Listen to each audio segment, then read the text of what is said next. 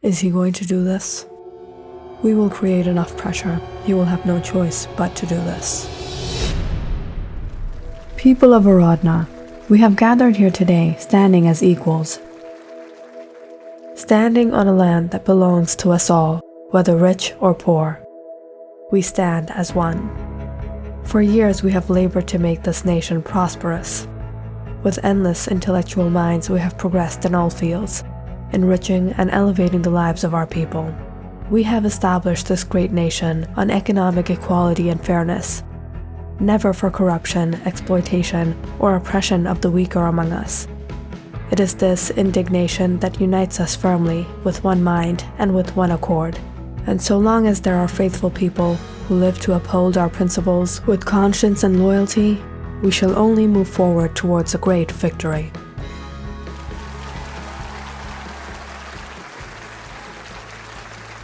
Fernan Andino waved to the immense cheering crowds of people who had gathered outside the city hall for his speech. Supreme Leader, we are so fortunate to be able to witness this great moment of our nation. This is the great nation of Aradna, a nation of which there are many rivals and enemies, a nation that had been through both good and bad times, overcoming many obstacles and difficulties, reaching a position of power. It was under the leadership of the great leader, Fernan Andino, that this nation improved and prospered to such an extent. But recently, the right-hand man of the Supreme Leader had passed away, leaving an opening for someone new to be sought for this esteemed position. And among the top contenders were Riel Cirello and Cedella Remus. Over the years Riel had been working, he had received much recognition from the Supreme Leader and was expecting that he would designate him. However, at the same time, Riel knew his biggest rival. Cedella Remus wouldn't back down to prove herself worthy for the position. The day at the headquarters were going by a bit busier than usual. Riel was attending an important meeting with his fellow adversaries, when suddenly the office secretary peered through the door. "Mr. Cirello, you have a call from your wife. She's waiting on the line." "I'm busy right now." "Mr. Cirello, it's an urgent call. It's about your son." Excusing himself from the others, Riel hurried to see the matter. He picked up the phone to hear his wife's shaky voice. "Riel, you have to come home right now. It's been hours, and Anton hasn't returned home." "Are you sure he's not out with his friends?" "I called all his friends. They haven't seen him after dismissal."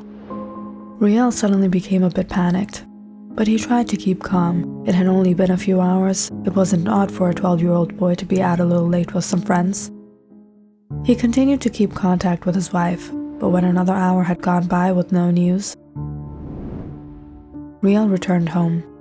"Riel, I'm getting a feeling something really bad has happened. Anton has never done anything like this." "Don't worry, everything will be fine." Riel informed the police later that afternoon. However, even after a thorough search was conducted in the neighborhood, the authorities couldn't find the whereabouts or any sign of Anton. When the evening had come to pass, Riel became all the more stressed. How could this happen? No ordinary person would dare to threaten him or his family. Who was behind this? Riel couldn't help but suspect Cedella Remus. Only someone like her could be responsible. Riel would never forget the time she had humiliated him in front of everyone at the office. This wasn't just a game of power for her. Some people were born in power, and some people had to work their way into power. Riel knew this woman despised him because he had earned his status, unlike her. "I've prepared a few schemes for our next project, and I request you all to please take a look into it. I believe the Supreme Leader would take these plans into consideration."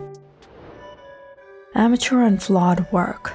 Some people think they can grovel their way to the top. In our regime, we have given so much equality that even our civil class are sitting with us here today.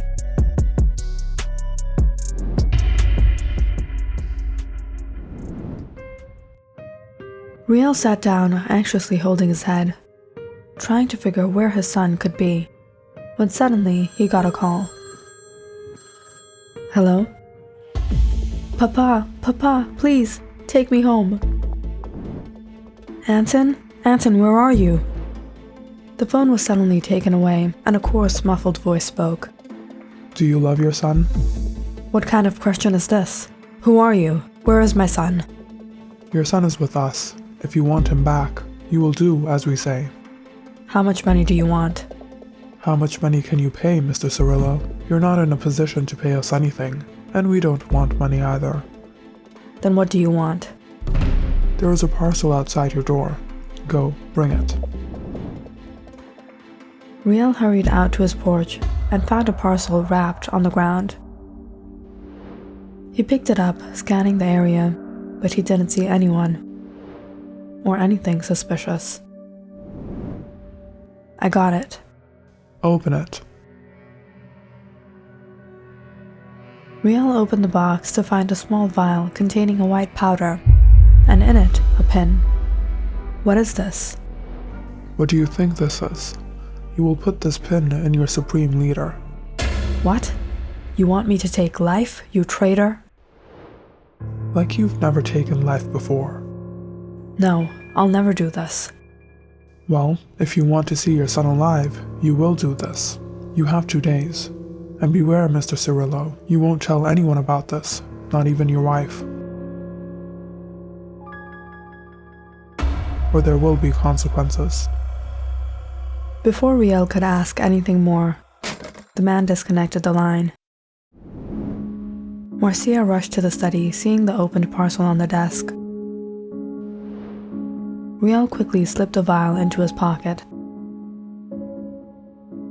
Riel, who was that? What is in that parcel? It was nothing. Don't stress about all this. Everything will be fine. No, Riel, I need to know. Did someone take our son? Tell me, where is my son? Calm down, Marcia. I'm doing what I can. Riel had never felt this much anxiety and stress before. Numerous thoughts ran through his mind. Who were these people? Where had they taken their son? And of all things, how could he do this? If they had just asked for anything else, he was prepared to comply.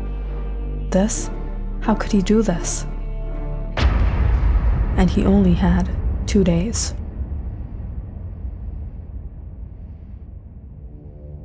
The next day, Riel went to the headquarters, where he impatiently waited to meet the Supreme Leader. Unfortunately, Fernan Andina was surrounded by guards at all times, and it wasn't easy accessing him. However, during a meeting, Riel managed to get near him. Supreme Leader, may we speak in private? Riel tried to talk to him, but he was so occupied, he simply disregarded him. As Riel waited, he suddenly caught sight of Sedela Remus staring at him. She walked up to him. Mr. Cirillo, why do you look so stressed today? Is everything all right? I'm fine. I see. You seem like you're quite busy. Perhaps we can talk another time. Have a nice day, Mr. Cirillo. Riel watched as she left with a smirk on her face. Could it be that she was involved in all of this? On the next opportunity, Riel quickly approached the Supreme Leader again. Supreme Leader, it is really urgent that we speak in private. Yes, why don't you wait for me at the office? I'll be right there. Riel let out a deep breath as he entered the Supreme Leader's office and sat down. He nervously watched his clock tick by as he waited for him to enter. What would he do? What would he say? And what would be the consequences of all this? Just then, the door opened, and Riel heard footsteps tapping on the marble floor as they approached him. So what is it that you wanted to speak to me about? Supreme Leader, I know after the death of Mr. Osvaldo, I've been in consideration to take his place. But I've been in doubt if I will be able to carry out the responsibilities if I'm given the post. I understand your concern, but of course, the necessary and right choices will be made when the time comes. Yes, Supreme Leader, I don't want to trouble you any longer. Thank you for counseling with me. Very well. In a rush, Riel left the room. But as he was walking down the hall, he suddenly started to hear a group of men running behind him. He turned to see numerous guards. It was the Secret Service. Riel was frightened when they stopped him. "Mr. Cirillo, you have to come with us." Nervously, Riel followed them to a secured room. He stepped inside as his heart pounded, not knowing what was going to happen. Why were they taking him here? That's when he turned to see his son inside the room. "Papa." "Anton?" "Mr. Cirillo, congratulations. The trial is over." "Trial? What trial?" "Your son has been safe and sound with us for the past 2 days. This was a trial of your loyalty towards our nation of Aradna. We have been keeping strict surveillance on you, and we've already recovered the vial from your garbage. There was never any poison in it. You have passed the test." Just as Riel began to comprehend what had happened, there was a sudden outburst of cries in the hall. In just seconds, one of the Supreme Leader's personal secretaries rushed into the room. "The Supreme Leader is no more." The Secret Service had indeed been keeping surveillance on Riel. However, what they failed to pick up was that Riel had never intended to throw away the vial they had sent him. It had fallen from his hands and broken by accident. So he discarded of it and arranged for other means. He knew he wouldn't be able to pass just anything through the headquarter entrance. So he decided to use something no one would ever suspect. It was the pin in his tie clip that he poisoned and wore to the headquarters. The pin that he placed in the Supreme Leader's seat when he had finally gotten the chance to be alone in his office. His mission had been complete the moment Supreme Leader Fernan Andino entered the room and innocently sat down. This can't be. How did this happen?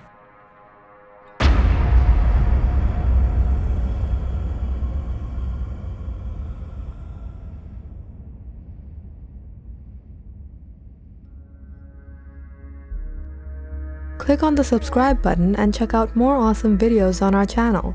And don't forget to press the bell icon because you know it's interesting.